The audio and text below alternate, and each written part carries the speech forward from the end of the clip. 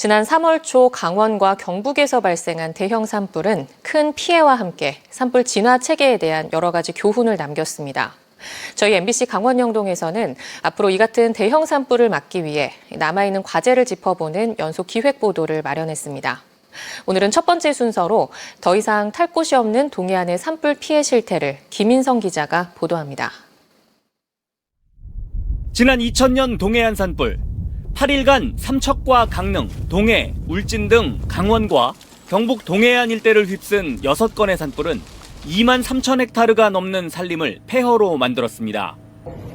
이번 울진 삼척 산불을 포함한 3건의 산불도 2만 707 헥타르의 산림 피해를 낸 초대형 규모였습니다. 현행 규정에는 산림 피해가 100 헥타르가 넘거나 24시간 이상 꺼지지 않고 탈 경우 대형 산불로 부르는데 이번 울진 삼척과 강릉 동해 산불까지 60여 차례의 대형 산불 피해 규모를 모두 합치면 780제곱킬로미터에 달합니다.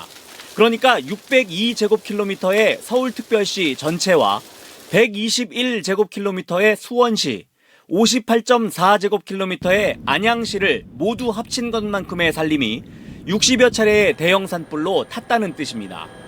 사상 유례 없는 대형 산불을 겪다 보니 산림청 상황실은 여전히 긴장감이 흐릅니다.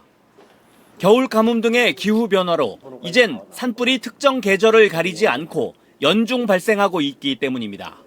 어느 시기라도 언제든지 그렇게 날 수가 있기 때문에 상황 근무하는 요원들 또 산불 진화 요원들 전체가 언제든지 대형 산불이 일어난다는 전제로 근무를 하다 보니까 조금 더 피로도도 더 증가되고.